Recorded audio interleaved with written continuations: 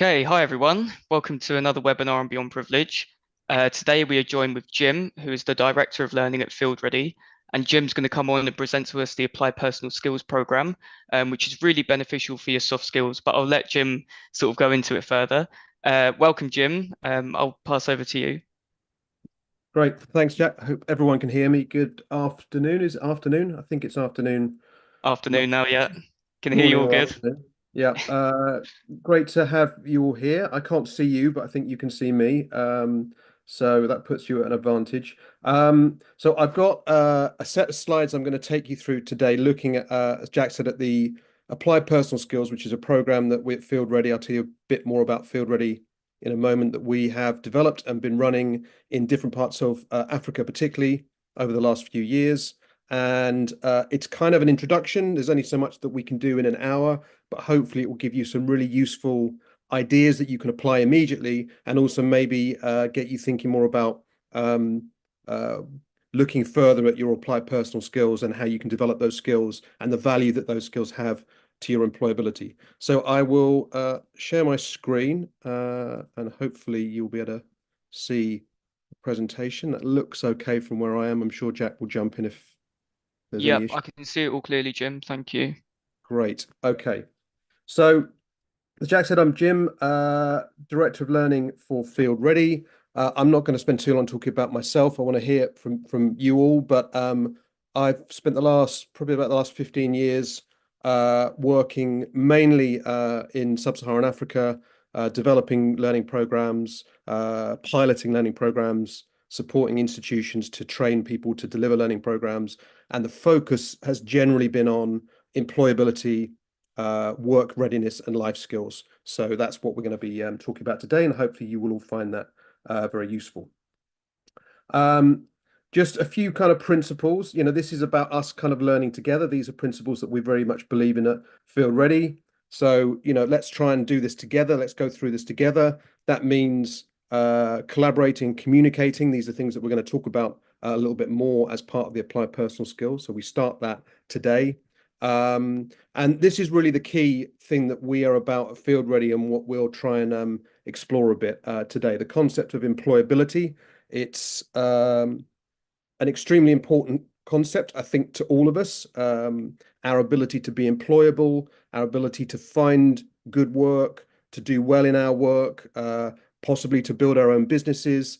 Um, a lot of the focus that we have particularly through, I think, our education, the latter stages of our education, when perhaps we leave school, go to college, go to university, and so on. A lot of our thinking, I think, is around what will I do after this? How will this help me to get a job? How will this prepare me for the world of work?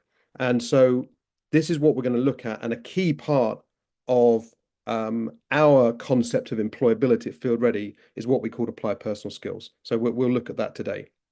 Right. Just to kick us off, I'd just like to ask you guys a question. I think Jack will be able to come see your responses. Um, I'm going to ask three quick questions, and just if you can fire into I think you've got a chat function that you can all contribute to. So it'd be nice to know where people are in the world. I'll start off. I'm based in Southeast London, work a lot in Africa, but today I'm coming for you from my home in Southeast London. So it'd be nice just to hear where people are from, where people are sort of dialing in from, what kind of countries. My understanding is that most of you will probably be Africa based, but Africa is a very, very big place, as we all know. So it'd be nice to hear. I don't know, Jack, if we've got any responses to that question coming in. Yeah, we've had a few come in. So we've got people joining from Ghana, Morocco, South Africa, a few in Nairobi, Kenya, which is really cool. Still having some come in now. Bear with me. Someone from Durban in South Africa. Yeah, I'll let people keep answering. I'll come back. Right. Yeah, I'll come back to you in a second. At the moment, you've named lots of places where I've actually been, which is nice. I haven't been everywhere, but Ghana, South Africa, Kenya, all places I've been. Great countries, great Nice. places. Right. This is Really a great places. don't think about this too much, but I just want to hear, what is your dream job? I know that Jack was telling me some of you have perhaps an interest or a focus on the energy sector, but if it may be that your dream job's something else. Let's hear kind of a dream job, just a job title that you'd really like to do, and this will be relevant to something we'll talk about a bit later. Um, Just the first thing that comes into your head. Any responses, Jack? Yeah, we've had electrical engineer. Hmm. We've had a marketer. What else? Another engineer. We've had people come in say that they're from Mozambique, more Great. Nigerians. Really Good. cool. Good. I'll give people a second just to answer. Yep. Sure. And then the last question, and just one strength. So this is the sort of, if you think about yourself, if you reflect on yourself, and again, this is an important part of what we talk about at Field Ready, about that ability to reflect on ourselves, to think about our strengths and our weaknesses. That's how we can get better. Somebody says to you, "What's your greatest strength?" What would your answer be? And again, a simple answer. Don't think about it too much. Just a simple instinctive answer. Somebody says, your greatest strength is, what would that be? So we've had more people come in. Entrepreneur, as I want to own my own business. Okay. Electrical engineer again. Solar engineer, really cool. People are saying I'd like to have my own company, maybe solar panels. That's really cool. Yep. And then some of the questions about my biggest skills. We've had problem solving. We've Good. had maths, learning. Um, I'll give people a chance to keep writing. I think I can communicate. That's Good. good. These are all things that we'll pick up on. Yeah, I mean, for sure. some of these questions are not, well, where you are in the world is a relatively easy question, I think. But the other two questions are not always easy to answer, but they it's worthwhile giving these things some thought, and we'll come on to why. And any other responses, Jack, before we move on? Yep, I'll just give people a second. Sustainable energy engineer. That's really cool. I think we can move on. Okay, But yeah, great. thanks for answering, guys. Excellent. So good for me to have a feel. So we've got some really a broad range of countries represented. Great to have you all here, as I said.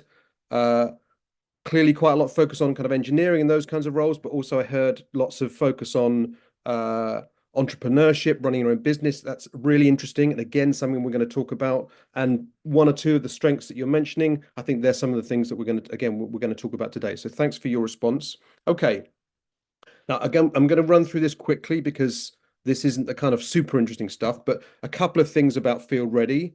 The company's been going for about 8 years and running programs, learning programs, starting in Ghana and then moving out to Mozambique, Nigeria, and one or two other countries we're focusing on now. So very much focused on running learning programs focused on employability in sub-Saharan Africa. We've been doing that for about 8 years.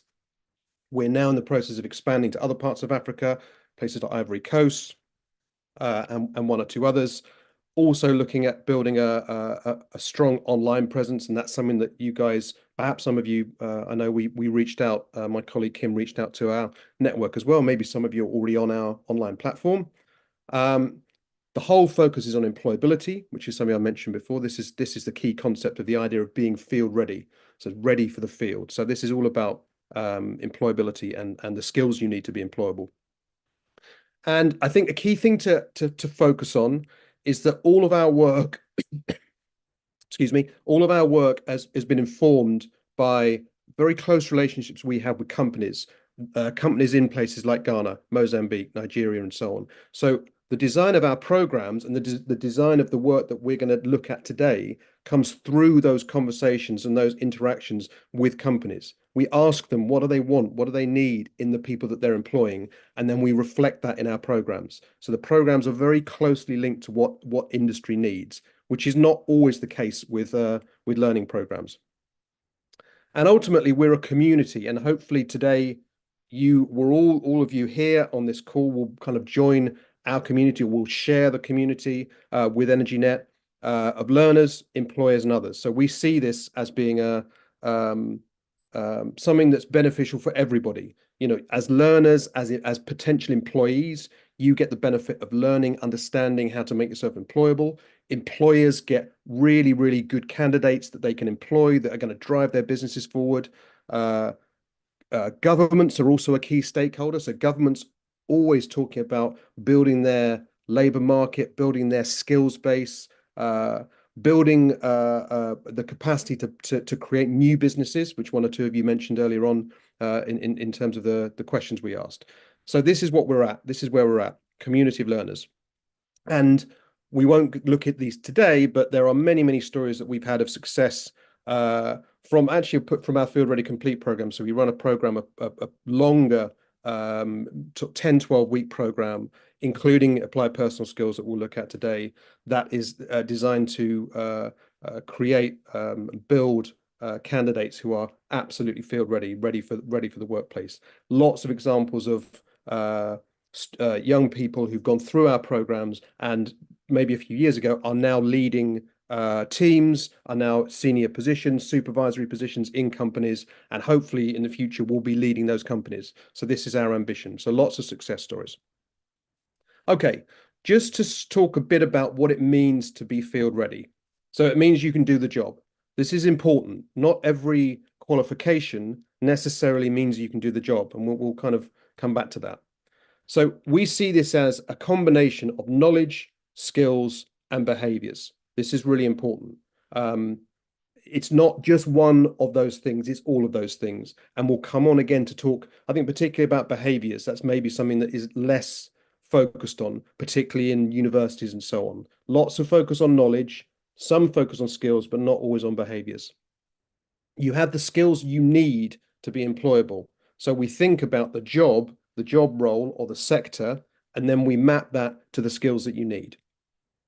Also, you need to then demonstrate that you're competent. And competent is a word really that's used more by employers than it is by educators, by universities, and so on. But we're very focused on not just giving a certificate, it's more than just a certificate, but making sure that somebody actually can demonstrate they're competent. What we see in many places around the world is, and this sometimes happens with young people, and it's not their fault, it's not your fault, but there's a belief that if I have this bit of paper, if I have this certificate, perhaps a degree or a diploma or a vocational qualification, that's all I need to get a job and to do well in my job. And we know that that's not the case. You need more than that. So it's more than a certificate. And we think that being field ready and taking our programs and working on the sorts of things that we're looking at today gives you the edge over others. And we have evidence that that's the case. And the evidence is partly because we know many employers who are now employing people who've been through field ready programs, people who have taken the time and made the effort to focus on their personal skills, on their behaviors, and so on, the stuff that we look at today. And they like those people and they're doing well. Okay, so apply personal skills. These are the skills that every employer wants, but that many don't get taught. So I'm just going to remove I'm just blocking myself here. Okay. I think this is important. These skills are common, applied personal skills are common across pretty much every job role, and also very, very useful if you want to be an entrepreneur. And we'll talk about that in a minute. So these are not specific to one job role. Key to this is the right attitude. We'll come back to that in a moment. Knowing how to behave in a professional way. So what the first thing we're going to look at in detail is attitudes and behaviors, really, really critical. Being able to communicate effectively. Again, we'll come back to that. Again, one or two of you mentioned that to my earlier question. And being able to collaborate, work effectively as part of a team. These are the core things that really make up your applied personal skills. There are one or two other things, and I'm not sure we're going to get time to look at all of those today, but we are going to look at these things: attitudes, behaviors, communication, and collaboration. And these are common transferable skills that everybody wants. And linked in with that, and this is more of a kind of behavior thing, taking the responsibility and stepping up. This is something that many employers tell us all the time. That's what they're looking for, people who can step up, take responsibility rather than sit back.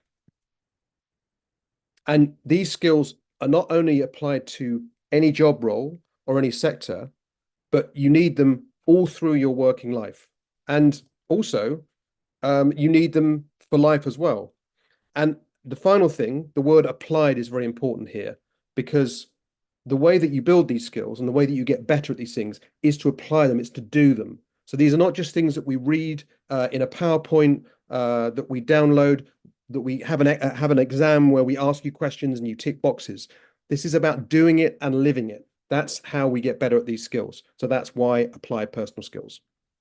Okay, so I've covered a little bit of this. So we're going to focus really on four things. We're going to have a quick look at employability, and we're going to have a quick look at the world of work, which is changing. And this has an impact on how you develop yourself and the focus that you give. So how is work changing? How do I find the right pathway? What do employers really want? We're going to look at that in a moment. Then, as I said, we're going to look at attitudes and behaviors, how we present ourselves, how professionals behave, acceptable, unacceptable workplace behaviors, becoming the best version of you. We're going to look at core communication skills, think about our strengths and weaknesses. We're going to look at speaking, particularly have a quick look at listening if we've got time. I'm already feeling like I'm going over time. Look a little bit at nonverbal communication and how we can become a better communicator. Communication skills are an absolute foundation stone of what you need for employability. And then finally, we're going to look at working effectively with others, being a team player, how you can contribute to a team, a little bit of an understanding of roles and responsibilities and authority and hierarchy, and how you can become a great team player. Okay, and just a couple of expectations on you. I would be active. So if I'm asking a question and I've got a few questions that I'm asking, you know, take part, engage. You know, you're here to learn, so have a positive attitude, respond to the questions we ask questions of your own. I should say, very happy for you to ask questions all the way through. And I can't see them directly, but Jack can keep an eye on your questions and interrupt me as needed. Hopefully, there'll be a little bit of time at the end for open questions as well. This is key, and I think this applies to any learning. Be present, you know, be here, be focused, give this your attention. I have no way of controlling whether you log on, whether you stare at your phone. You can do whatever you want, but if you do that, you won't get anything from the session. So be present. And that's kind of about the same thing, making a positive choice. This is a chance for you to learn. I think learning is a privilege. Anytime I get a chance to learn, I grab it with both hands. So take this opportunity and make the most of it. Okay. I'm going to carry on, Jack, unless there's anything urgent that you need to share with me. I'm going to jump straight into understanding employability. No, Um, everything's running smoothly so far. I'll let you know if we have any questions come in. Guys, please don't feel afraid to jump in at any time and ask a question. I'll come on and happily ask Jim for you, and we can go from there. Thank you. great. Okay, thanks, Jack. Okay, so bearing in mind the time, I've got a lot to get through, so I'm going to try not to rush too much or speak too fast, but I want to try and keep the pace.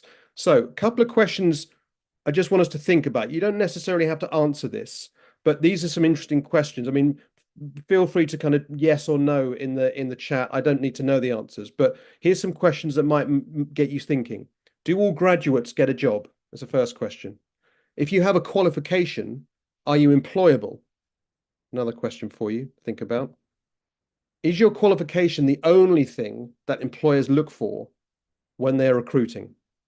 Okay, so just three questions there. So I don't need to know the answers, but think about those questions. I think some of you will probably know where I'm going. So this question I would like you to think more specifically about, and I'd like to hear some answers if possible. And then I'll get into some of the detail. So the question is this: what are the five most important skills or characteristics that employers look for when they recruit people? And you don't have to list five, actually. You can just list as many as you want. There are no right or wrong answers here. I'm just interested to know what you think if you were going into a job interview. Maybe some of you here already have gone into a job interview or gone through a job application process. What do you think employers are looking for in you? What do they value?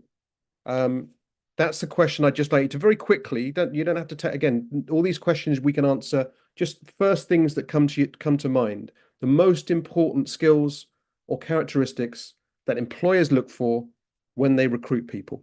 I don't know, Jack, if we've got anything coming through.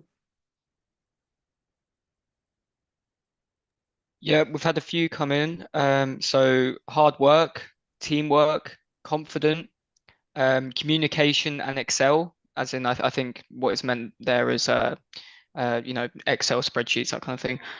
Knowledge, I think that's probably referring to sort of knowledge of the industry that you're looking to get into. I mean, for me, as a personal example, to understand events and that kind of sort of background knowledge into the sector, that's super important. It's helped me get on in my role. I'll bear with and wait for some more answers to come through.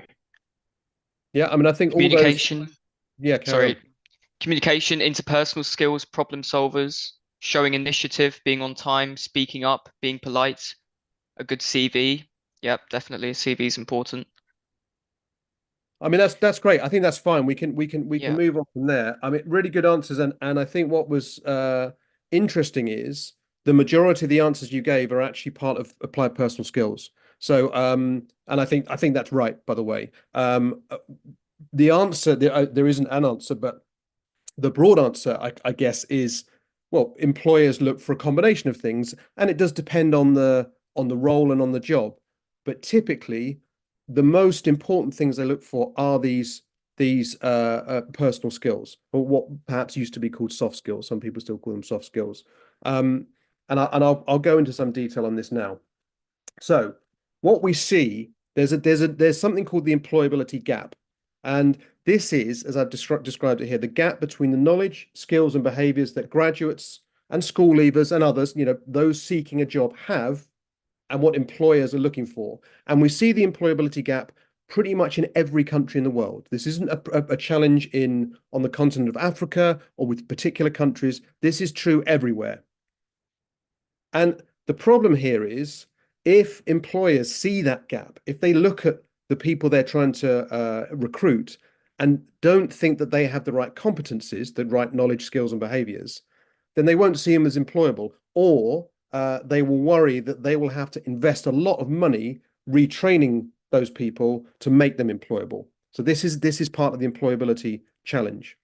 So how do we close the gap? Well, we as candidates, as those looking for a job, as those in education, we can close the gap if we develop this right blend of knowledge, technical skills, and critically personal skills.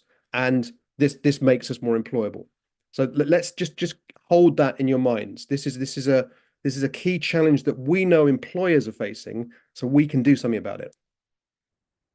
And this is also what we know. The biggest single gap is in the area of personal skills. So when we talk to employers, they don't say, well, the biggest problem is that we don't have technical people who are technically trained, or have, to use one example from what some of you were talking about earlier. If you look at engineering roles, there is not a shortage of engineering graduates in most countries, and not a shortage of good engineering graduates with good engineering knowledge. But many of those engineering graduates don't have the personal skills or the employability skills. That's where the biggest gap is. Okay. So this is what we've been talking about: communication, teamwork, leadership, problem solving, critical thinking, professionalism, and so on. And good to hear some of you mentioning those to my earlier question. Okay, so the argument is if we can actively focus on these skills, as well as the other skills we need, it's not in place of, we need the technical skills, we need the knowledge, we need that understanding that we maybe get from our degree or from our vocational qualification. But we also really need these skills, and they are less focused on, particularly in universities and so on. If we focus on these skills, then we become much more employable, and we help to solve the employability challenge. And then just this, and I was really pleased some of you brought this up earlier: entrepreneurship. So the employability skills we've just been talking about, I mean, I'm not going to relist them all. They actually map very, very closely to the skills you need to be an entrepreneur. So these are not different skills. You maybe need one or two extra skills, or maybe a bit more of a focus on perhaps things like creativity and so on. But those fundamental skills of being able to be a really good communicator, being able to take the initiative, being able to work effectively in teams and build teams and lead teams, this is what you need to be an entrepreneur. So it's the same thing.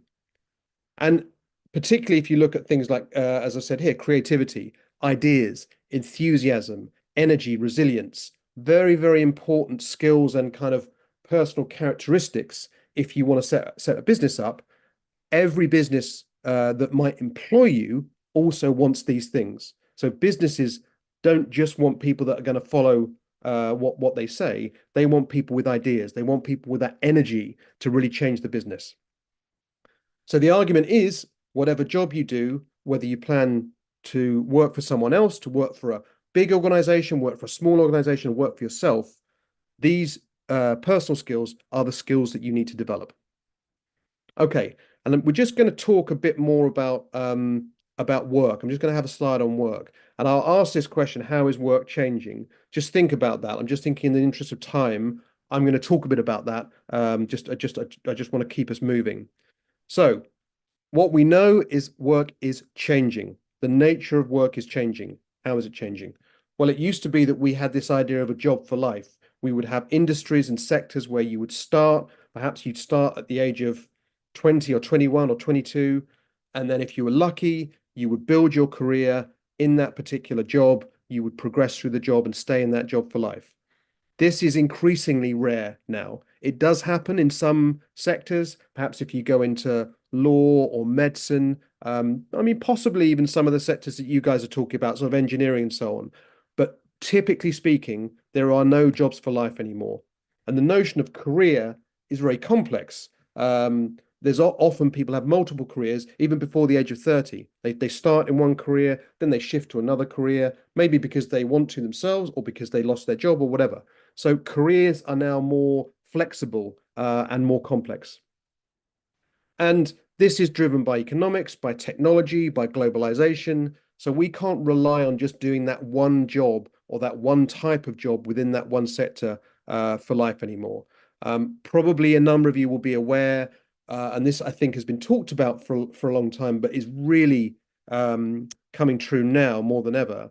Artificial intelligence is already making certain job roles redundant and changing certain industries, particularly industries where people are writing, creating content. The video and film industry is being changed by AI. So this is another aspect that we have to think about when we're going through education and work, and when we're thinking about the skills we need for the future.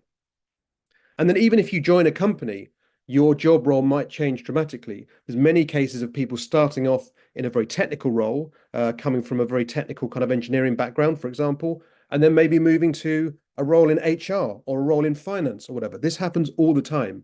So it helps if we can think about our working life and our career in a very flexible way and recognize what this means. And this means this. You need to develop, this is a key word, transferable skills that will help you wherever you go and whatever you do. And those transferable skills are these personal skills that we've been talking about. These are the skills that you need in any situation, wherever you go. And they will really help you to adapt and change direction as you need to. Okay. And then the other thing is, I don't want to spend too long on this, but finding the right pathway.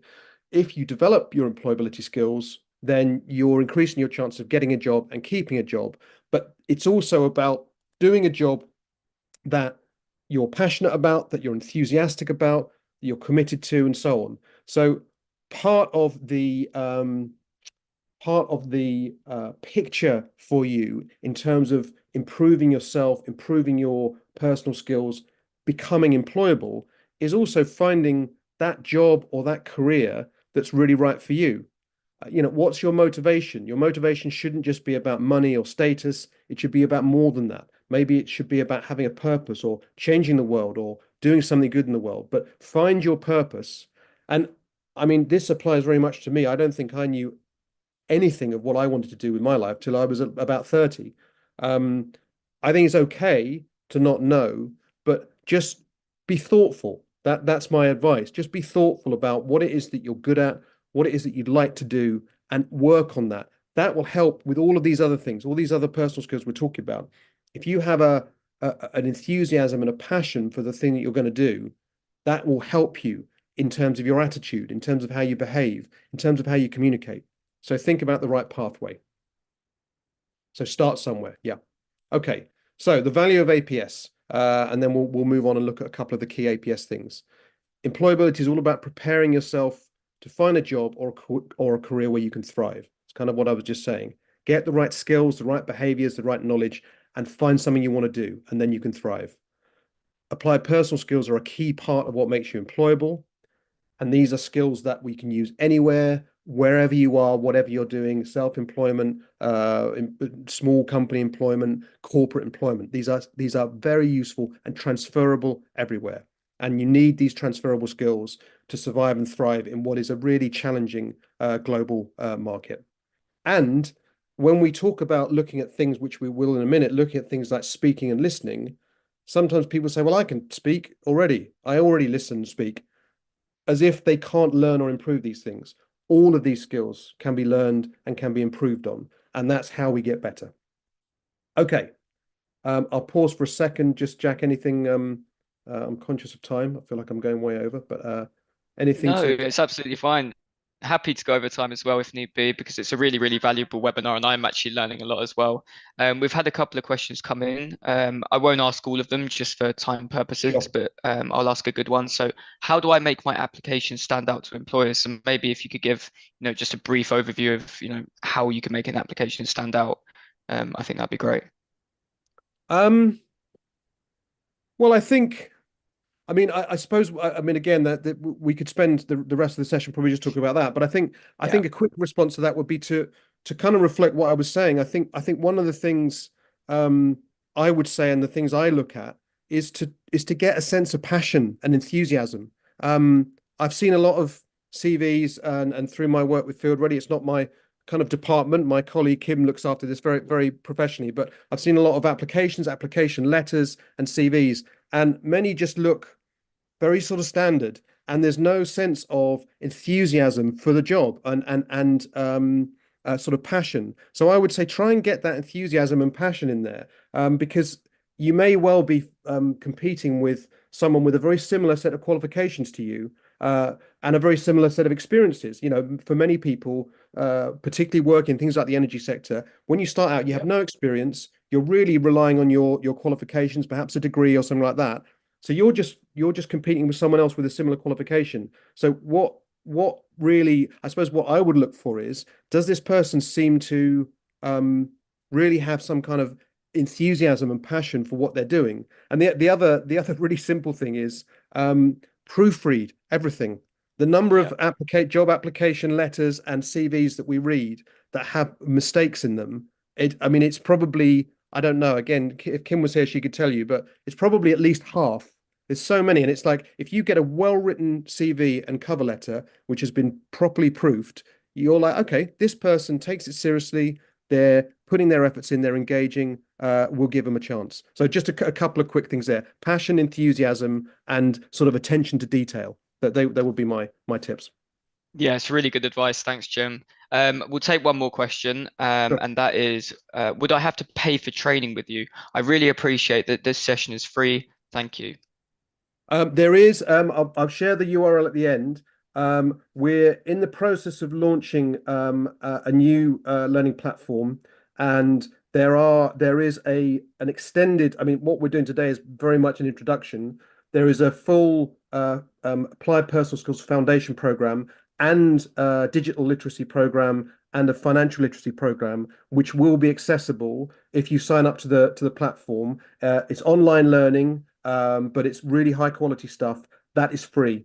So I would advise you to take down the. I mean, it's getfieldready.com. I've got the URL at the end, and I'm sure Jack, you can share that Yeah. with the team. But if you sign up there, you will get access to some really good stuff, and also more than that, opportunities to then do further training and potentially to have things like work placements and so on. That's a little further down the line, but we are making some really good quality content available online for free, and you have to sign up, go through a sign up process, and we're currently running that.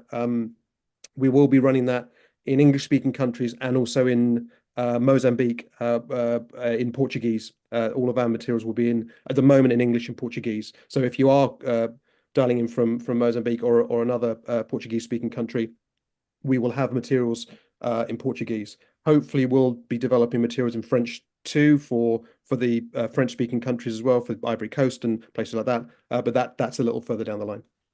Awesome. Thanks, Jim. I think we'll take a few more questions in a little bit, but we'll let you get Yep, back to sort of this section of the session. great. Thanks, Jack. Okay, so attitudes and behaviors. This is such an important one, and we may not get through all of the others, but I'm really glad that we're just sort of jumping into this. So, some questions.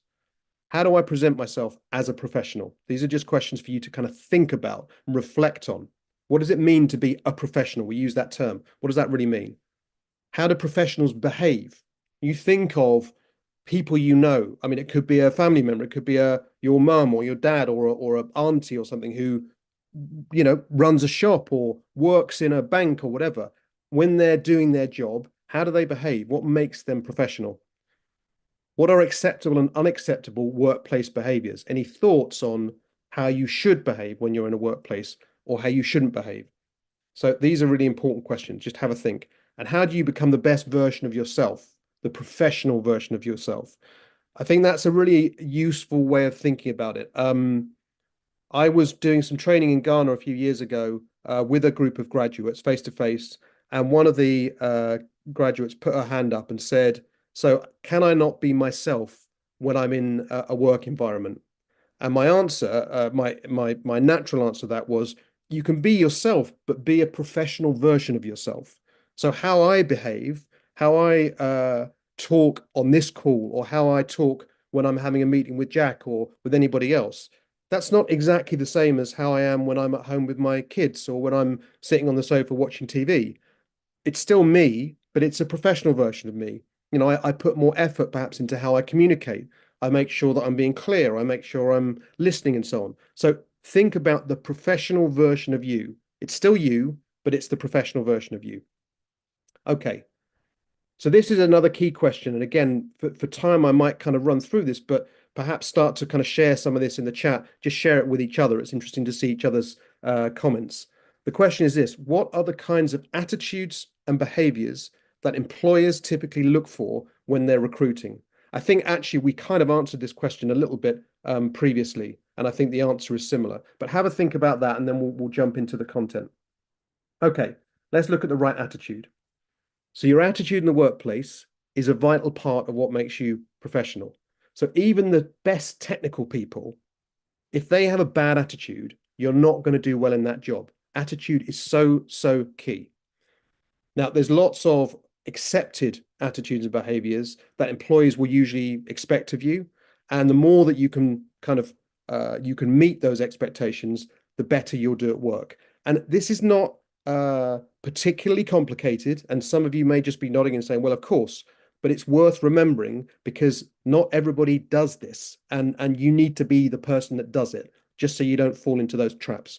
So some of the basic kind of rules of behavior, and perhaps you might argue that we should all be like this anyway, but think about being on time. I think somebody said being punctual in the previous question. Absolutely. But also more things about your attitude is more about how you react and respond to others. So being respectful to others, showing others respect, being honest, not telling lies, but just saying it out how it is, listening to others, and hopefully we'll have time to come back to listening in a minute. It's super important, the most important skill, I think, listening, showing care to others. So these are the kinds of things that you should bring into the workplace. And then I think it's really important to know that employers now recruit, and there's a lot of evidence that suggests this. We talk to employers all the time, but there's reports that say this. They recruit more on attitude than anything else. It may be that your qualification gets you through the door. They're looking for someone with a mechanical engineering degree. Okay, fine. That gets you into the interview. But as soon as you get there, from your first contact, they will be looking at your attitude. It's a bit like if, I don't know, let's say your sister brings home a new boyfriend and you sit down for dinner. Everybody looks at the new boyfriend and thinks, what's this guy like? Is he a nice guy? Is he funny? Is he interesting? Is he decent? This is what we do. This is human nature. We judge people, we look to people, how they behave, and so on. And it's often said that people make a decision about whether to recruit somebody within the first 30 to 60 seconds of meeting them. I mean, I don't know if that's true, but we do make judgments automatically. So as soon as you are in that position with a potential employer, you need to be on. You need to be good attitude, respectful, listening, all the things we were just saying. I think there's also lots of unacceptable attitudes and behaviors that you need to avoid. And we might look at some of those in a minute. But again, many of these are fairly obvious. And they're, in many cases, just the opposite of the positive ones. So being really rude to people, being disrespectful, not listening, not paying attention, things like this. These things say a lot about you. So you need to be aware of that. And again, I think you should, you should think about this mostly in terms of your interactions with others, because not only at an interview, as I was saying, but once you get into work, we spend a lot of our lives working, right?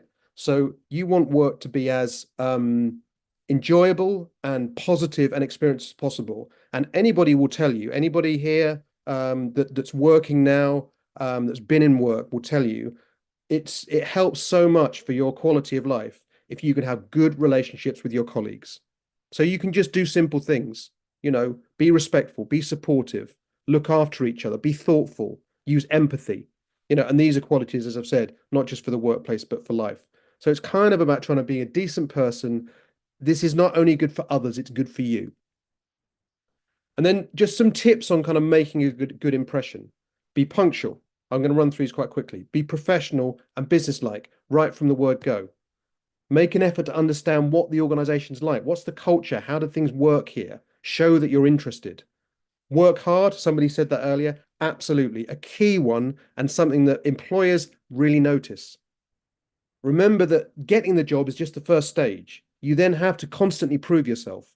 And particularly if you want to move up, we often see graduates who are very ambitious. They want to get that supervisor job, they want to get that promotion, but sometimes they don't want to do the work to do it. You have to keep proving yourself. Dress appropriately. Again, this might seem kind of obvious, but sometimes this is not something that people take on board. Be enthusiastic and positive. This is key. Nobody wants to spend time with someone who is miserable or complaining or whatever. So, and sometimes you don't necessarily feel that. You don't walk into work every day feeling, super positive about work. I don't. But when you're with other people, that's your responsibility. Ask questions. Be an active learner in work, particularly when you're starting out. Nobody is going to think worse of you if you do that. Build those relationships, get to know people around you, and avoid kind of gossip and office cliques. Don't fall in with a bad crowd. And also, one of the things we see, which is quite difficult for graduates, they just spent 3 years or 4 years learning their subject. They feel like they absolutely know it all. And then they go into a company and they're right at the beginning again. So you have to just accept that there are many others in the company that you join are going to know more than you. And don't try and impress people too much. Just get your head down, work hard, prove yourself by your actions rather than your words. And then quick thing about behaviors to avoid. Don't have personal conversations at your desk. Don't bring your personal emotions into the office. You need to kind of be professional at all times. Don't wear weekend clothes to the office. Don't apply for a job you don't want. Don't talk back to your boss. Don't forget that work socials, you're still at work. If you go out for a drink after work or something, you still need to maintain that professionalism. Don't complain about the job. That's something that we see and it just doesn't go down well. Other people are doing the job. They don't want to hear your complaints. Don't overstep your responsibilities and don't reply all to an email chain. There's a whole other thing about communication etiquette around emails and things like that. We haven't really got time to look at here. We do go into that in some of the extended courses on our platform, but just a taste of some of the things that I would recommend you think about. And then how do we apply this? So attitude is key. So find that sense of positivity you have. As I said, even in that application process, be positive, be enthusiastic, find that in yourself because it's so critical. So make sure that positive attitude is on as soon as you arrive, or actually as soon as you start writing the application letter. Just be positive from the start. Show others that you have the right mindset. Be a good colleague. Be someone that people want to spend time with. And these things are quite simple. Listening, respecting, being considerate, being polite. They go a long way. So they're not difficult to do. It's just a question of doing them. And that's kind of it, really. Everybody can bring this, so just do it. You don't need to really learn how to do these things. You just need to find that professional person inside of you and then kind of go with it. Okay, this is just a quick quote before we move on. This is from someone, a LinkedIn blogger. Excuse me. When I hire people, I'm not hiring a job description. Rarely am I checking for particular skills. When I'm looking to add another employee to my team, I'm looking at their attitude, how they approach communication with me. What is it that moves them? and how they work best? Do they value learning and skill development? I want to know if I can see them in my organization for the long term, or if this will be a passing phase. I think that speaks for itself and kind of summarizes a lot of the things we've been talking about. So I'll pause there before we jump into communication skills. Just looking at the time. Okay, we're okay. Jack, anything you want me to respond to? Yeah, thanks, Jim. It's been really, really enlightening to sort of learn more about the applied personal skills. I think, it's given me a reminder for some of my stuff as well. Um, there are some good questions in the chat, actually. One of them is, how can I prove I'm good at teamwork? Um, Yeah, well, we haven't looked at teamwork yet. I'm not sure. I've got a small section on that at the end. Whether we get to it, I'm not sure on the time. I Yeah, mean, I think the key thing is to I mean, you prove it by doing it, by applying it. yeah, So I think what you need to do is uh build on that kind of, I mean, a lot of it relates to the stuff I was just saying about attitude. So be enthusiastic, step up. Often we see people in teams, maybe sometimes because of their lack of confidence, but maybe just because they're trying to kind of not take on, not shoulder too much responsibility. They just step back a little bit, and they allow other people in the team to do the work. I would say step forward, volunteer.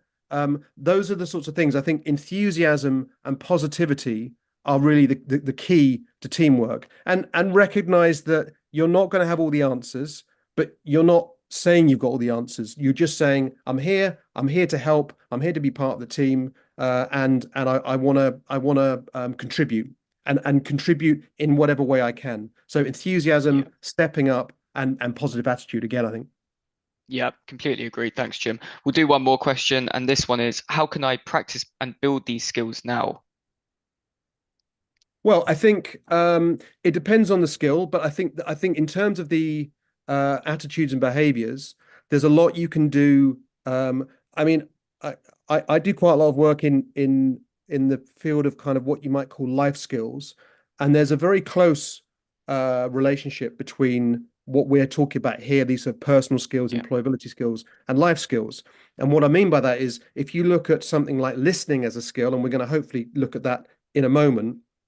um, this is a key communication skill, and so many people are so bad at listening. This is we've been running these sorts of programs, and I've been running listening skills programs for many years, and it's a revelation to people that they suddenly start to focus on it, and they focus on it first in their own lives. So yeah, I would say, particularly with things like communication skills, it's maybe a little harder with the collaboration skills, the team working skills, but attitudes, behaviors, and communication skills, all of this you can do in your own life. So if you want to be a better listener, and I'll get on to some tips in a second about being a good listener, just do it in your own life. If you've got a wife or a husband or a partner, or you live with your parents, or you've got brothers or sisters or friends, like, be a good listener to them. We set this as a task in some of our courses, and often particularly the men, I mean, it is particularly the men, frankly, we set them the task of just doing active listening for a week when they go home, and they come back the next week and they say, my wife was completely amazed for the first time. She's like, you're listening to me. You're hearing what I'm saying. And it's kind of funny, but it's sort of true. So I think don't just keep these things kind of locked in a box marked work. Try and do these things in your life. Make these things, we live by habits. So yeah, if you feel that you're not necessarily the world's best listener, if you feel that you're more of a talker than a listener, and I am probably more of a talker than a listener, and I work all the time on my listening skills. If you feel that, just work at it. Just be aware of it. Think about it. If you're going into a conversation with a friend, think, right, I'm going to really focus on listening, not answering or speaking, or I'm not going to get distracted by my phone or whatever. I'm just going to listen. And people really appreciate it. So that would be my biggest piece of advice. Do it in your own life. brilliant. Thanks so much, James. And Jim, sorry, and I completely agree with you. It all really makes sense, and I think it's really valuable for our audience. I'll let you go on to the next section of the presentation. In the meantime, guys, if you do have any questions, please keep writing them in the chat box, and I can work through them and then ask Jim afterwards. Thanks, Jim. Right. Thanks, Jack. Okay, so conscious of time. So communication skills, and I think again, um, communication is so fundamental to not just to work, but to human um, kind of existence and to the way that we relate to the world. Um, it's always worth thinking about and working on your communication skills. So I would advise you think about strengths and weaknesses. What are your strengths and weaknesses as a communicator? We all have strengths and weaknesses. So just think about that. What can you do to speak and listen more like a professional? And again, we'll answer that question in a minute. And we'll also look a bit at non-verbal communication if we have time. Uh, Something like 70% of all communication is non-verbal. So how we communicate with our bodies, with our tone of voice, with our posture, how we stand, our eye contact. These are really important things. And again, things we can get better at. How can I become a better communicator? So again, I'll give you a few tips on that. So the big question, why are communication skills so important to your employability? Again, I'll leave that question with you, and maybe you can kind of share some comments on that in the chat, and we can maybe come back to that at the end. Um, but let's just say they are extremely important, and if nothing else, in a very direct way, the first thing that a potential employer will experience of you, let's say you walk into a room and you go and sit down at a desk for an interview. That is every part of that, up to and including the interview, is an act of communication. So communication is the visible representation of who we are. And people are constantly reading us and in a way judging us on how we communicate. So communication is vital in how people see us and how people understand us. And the two key parts of communication, talking and listening. Okay, so these are the way that we talk to each other and the way that we listen, key parts, key things that we can work on.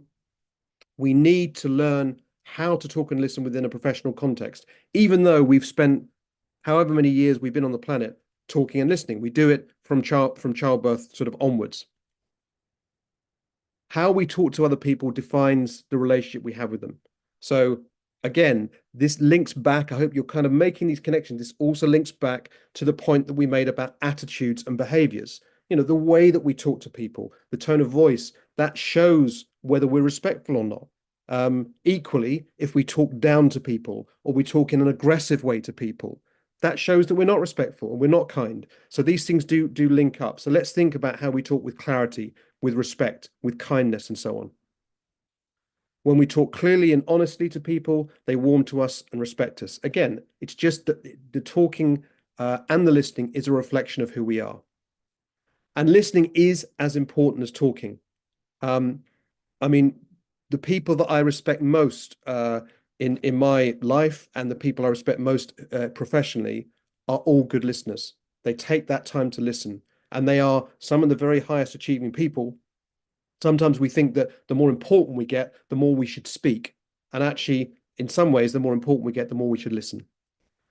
Partly because of this, when you listen, you learn. Listening is the simplest way for us to learn. But so often we miss it because we're not listening. We're present, we're hearing, but we're not listening. And as I said, I kind of covered this, listening is a key part of building those positive relationships because it shows that we're respecting people. And the opposite is true. When we don't listen, it kind of shows a lack of respect. And people, we've all been in situations where we've been talking to someone and they've not really listened to us. And it doesn't feel good. So these are critical skills that will help you to get into employment, but will help you every day of your working life. And again, whether you're working for a big company or a small company, working for yourself, speaking and listening, speaking well, clearly, with compassion, with empathy, listening actively, with kindness, with respect. These are key skills, and we can all get better at them. And then non-verbal communication. So I mentioned a couple of these things earlier. These are really key as well. And we can just be thoughtful about these things. Body movements, hand gestures. I use a lot of hand gestures, nodding, shaking of the head, showing that we're understanding things. Our posture, how we stand or how we sit, the amount of eye contact that we make. Eye contact can be a really good way of showing we're listening, of showing trust and so on. Paralanguage, so that's pitch and tone and speed of speaking. Sometimes I think probably even on this call, I'm probably speaking a bit fast. You know, I can think about that. I can get better next time. Um, how we position people when we're with them, the personal space we give them. This is all part of nonverbal communication and our facial expressions, smiling and frowning and nodding and blinking and so on. And then some of the things that we can't control, such as sweating or blinking when nervous and so on. Okay, so we don't have a huge amount of time to look at nonverbal communication, but my point is very, very important to think about it and to think how we can, of the things we can control, and we can control most of these things, how we can use our nonverbal communication more effectively. A very simple example might be if you walk into a job interview and you walk and your head's down and your shoulders are slouched over and you're staring at the floor and so on. If we were in the same room, I would do this for you, and you would find it very funny. But on Zoom, it doesn't work quite the same. Somebody will look at you and say, "Well, that person doesn't look very professional. They don't look very motivated." If you walk in and you're standing up straight, your eyes are looking straight ahead, your arms are straight, and so on. Suddenly, people go, "Okay, I'm taking this person seriously."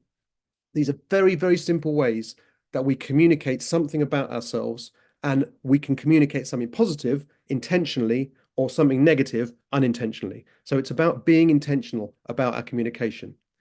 I'm just thinking about the time. I don't know, Jack, whether we can go over by a few minutes or Yeah, because I no, absolutely. I think it's really valuable. So I think everybody would appreciate, learning more and continuing. I'm happy to keep going if you are. I don't see okay. any issues with it. Well, I try and pride myself on not keeping people longer than normal, but I'll keep going. Maybe we can finish about quarter past. So I'll just finish this Yeah. section maybe, and then we'll just throw open some questions. Okay, So awesome.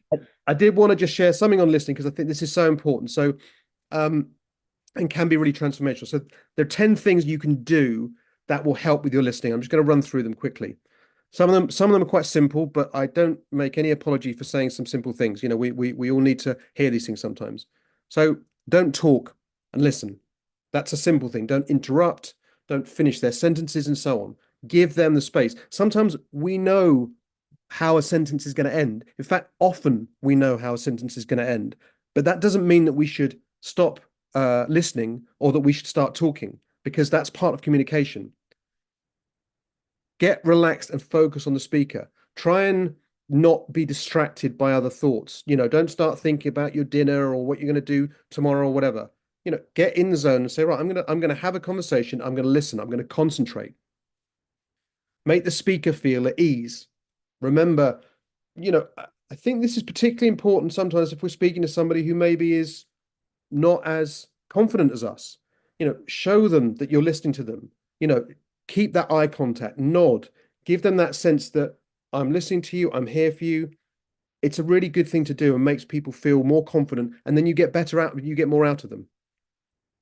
Remove distractions. The biggest one here, I would say, and we've all do it and we've all done it. And I imagine some of you are doing it right now. We stare at our phones. I mean, we can do other things. We can doodle and shuffle papers and things like that. But phones are a kind of nightmare for proper active listening. So, I mean, I really try not to do that. I have children. If my children are speaking to me, I try to put my phone down because otherwise I'm staring at my phone. I'm half listening. That's not really fair on them. So, just try and be present as I asked you to be at the start of this session. Be present. Empathize. Empathy is such a powerful quality. We could do a whole session on empathy. I love empathy. It's super important. Essentially, when you're listening, it's about trying to understand another person's point of view. We can sometimes jump to conclusions, think we know what the answer to a question is, but try and look from a different perspective. Be patient. Let the person finish. As I said, even if you feel like you know what they're going to say, give them that space. Try to be impartial. Don't get kind of irritated. Sometimes people talk in a certain way and you think, it annoys me when they do that, or they scratch their ear, or they do this, that, the other. We all have our own style. I think my wife finds me waving my arms around really annoying. That's fine. I mean, she's my wife. She has to put up with me every day. But, you know, try to avoid that. Just put those things out of your mind. Allow people to be themselves. Listen to the tone. This is part of nonverbal communication. So it's not just the words being said, but it's how they're being said, the volume, the emphasis people are giving, and so on. This will give you a really good sense of what they're trying to say. I think this is really important. Listen for ideas and not just words. So again, if we're actively listening, we're really focused on what's being said, we can start to think, well, what are they really saying? What are the things here that I can get from this? We automatically interpret what they're saying. So you get the whole picture. And wait and watch for non-verbal communication. Again, we just talked about this, those gestures, facial expressions, eye movements, posture, and so on. We don't just listen with our ears, but also with our eyes.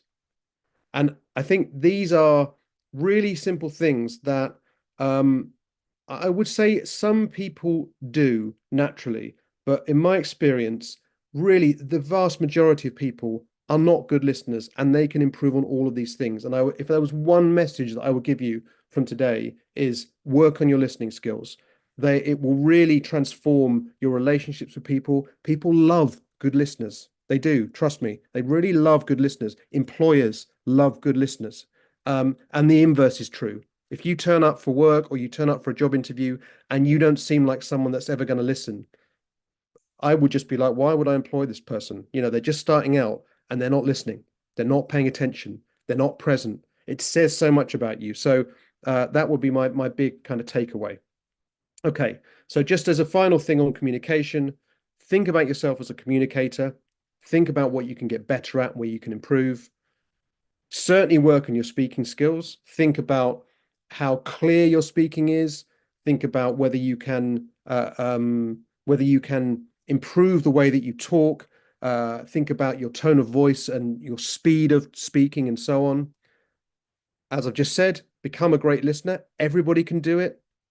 You can do it starting today. There's nothing stopping you. Do it with your family, with your partners, with your friends, or whatever. And also just try and be aware of your nonverbal communication because you can use that to your advantage. Again, it says so much about people if they can be good communicators. When you see some of the most successful people in terms of business, people who've really taken businesses and run with them, people who've built big businesses and run big teams, so often their communication skills are fantastic because they've really worked on them. Not always, but very, very often it comes from a really strong sense of being able to communicate. So yeah, and then the last point, be a thoughtful communicator. And I think this is another broad point. So much of this stuff going back to talking about attitude and behaviors and all of that kind of thing. So much of that is really just about being thoughtful. It's a word that I really, really love, thoughtful. If we just apply a little bit of thought to what we do, so much of what we do on a day-to-day basis is automatic. We get up in the morning, we go downstairs, we have a bit of breakfast, we talk to people, we go through our entire day doing things almost on autopilot. And that's fine, and that's life, and that's okay. But at certain points, we can make an active choice to do something slightly differently. And it might be, I'm going to make an effort to be positive when I walk through the front door because that's going to make other people feel good. I'm going to make an effort to listen to what that person says because that's going to really help them feel good, and so on. So be thoughtful in your communication, but also be thoughtful in the way that you bring your attitudes and your behaviors to bear on others.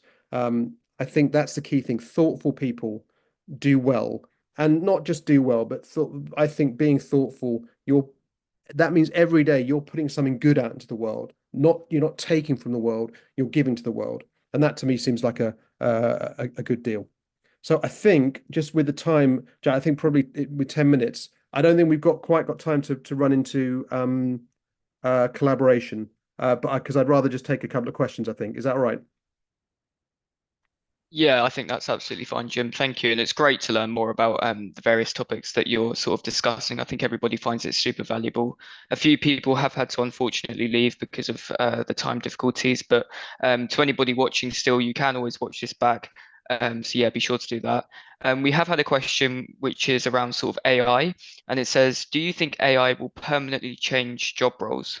So that I think, that sort of speaks towards, even us being able to discuss this today, maybe go into hybrid working, for example. How do you think AI will sort of change job roles?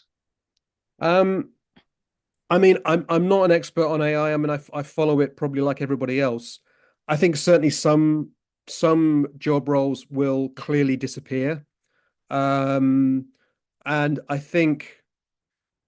mean, I think we need to think more and more. And I mean, we've done this. I've done this in my own work. We need to think more and more about what makes us different. What distinguishes us um, from artificial intelligence. And I think it's many of these things that we're talking about. It's the kind of um, it's the emotional side of it. It's the ability perhaps to work collaboratively. I think there's. I mean, again, I'm not really an expert, but there are many parts of my work. A lot of my work is writing, and I've used ChatGPT. I understand how it works. You can write an awful lot of stuff very, very quickly using ChatGPT.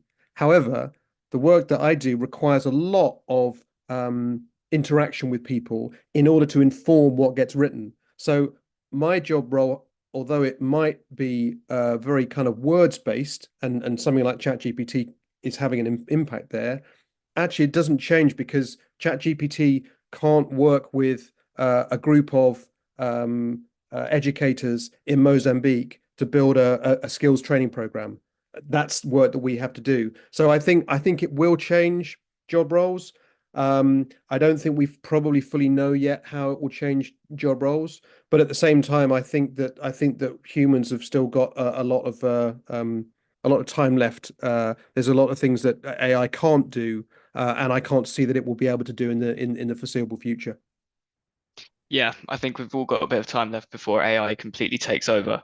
Another question that we've had come in is a really good one, and it is, I struggle to listen when I'm tired. How can I improve this? Um, I don't know, get more sleep, perhaps. Um, I mean, I think let's be honest. Like we're not going to all of this stuff that I've been talking about today. We're not going to. None of us are perfect. We're not going to be able to do all this stuff well all the time. I'm not saying that I haven't gone to work and been, not been particularly positive at times, or sometimes we all snap at people or we get a bit frustrated. Sometimes I don't listen to everybody all the time. I'm not a great listener all the time. So I mean, I don't, it's not quite answering the question, but I think what I would say is don't beat yourself up if you're not able to do this all the time. I think it's just about having that ambition, a core thing, and this is very much sort of rooted in what we do at Field Ready, and in my work, is just the idea that we can always get better. We can always get better. Everybody can always get better. And again, you talk to the highest kind of CEOs in the biggest companies, they will always talk about how they're always trying to get better. They're always trying to learn. There's always something to learn. So it's not about being perfect, but it is about saying, okay, I know that I can be better at listening, as an example. So I'm just going to work on it. And some days I won't be a good listener, but if I can just start to get a little bit better at it, that's progress. And I think progress really helps to motivate us and makes us feel better about ourselves. Thanks, Jim. Yeah, somebody who I find really interesting is somebody from JP Morgan, Jamie Dimon. He talks about how he's constantly learning. He's the CEO, but he's consistently learning from others and talking and listening with others, and it continues to help him in his career. Absolutely. So yeah, I completely agree with what you're saying. I think we'll take one more question. It's quite a broad question, but how do I know if a job is right for me? I think that's a really good question, and I don't have a particularly simple answer. Um, I mean, I guess. I mean, I think sometimes the short answer is sometimes we just have to try some stuff out before we get to the thing that we really like.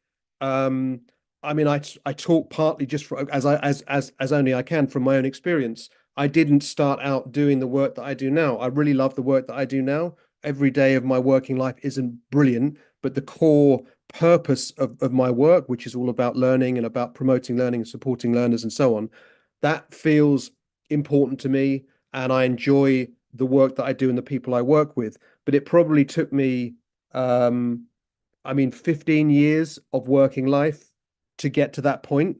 Now, I don't think it takes everybody that long, but I just had to try some stuff. And then over time, I tried some stuff. I kind of went, well, I quite like that, but I don't really like that. And you pick things up as you go. So I think just try and try and give yourself an opportunity to try things out. I I don't think it's possible, if I'm honest, for everybody to have a job which is also a passion. I would say most of my friends, the people I know, the people of my age that I grew up with, I don't think they necessarily do a job that is their passion. So I mean, if you can do that, maybe I don't know, maybe food is your passion, and you end up being a chef. Fantastic. I mean, if you can do that, that's great. But lots of jobs don't necessarily map with a passion. But I think what you can say is what kind of work um, am I kind of comfortable with? What's my working life like? Some people really like to would really enjoy working in an office and that just that environment and going in at 9 o'clock and leaving at 5 o'clock. That structure is kind of comfortable for them.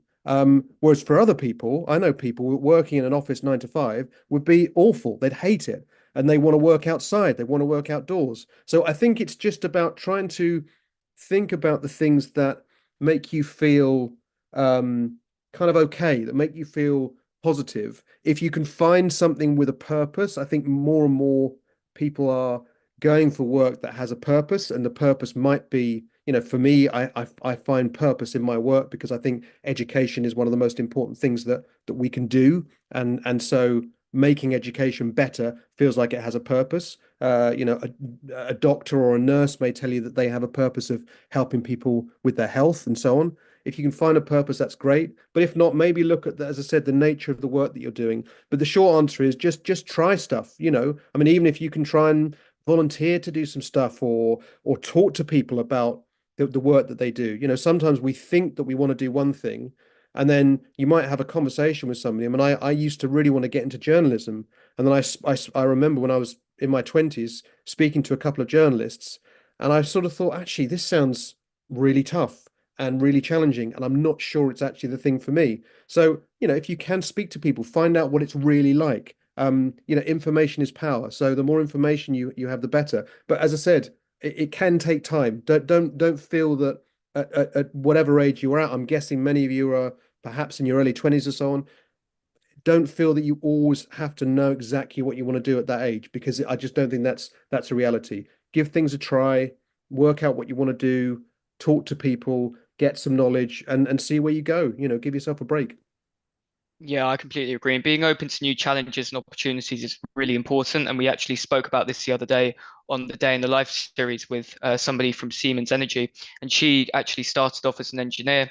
Then she moved into sort of a more sales position. And now she's working with the sustainability team for Siemens. So it's super exciting and super interesting to see how she's sort of evolved in her career, being open to new challenges and opportunities. So yeah, I completely agree with what you're saying, Jim. Thank you so much for this afternoon. Sorry.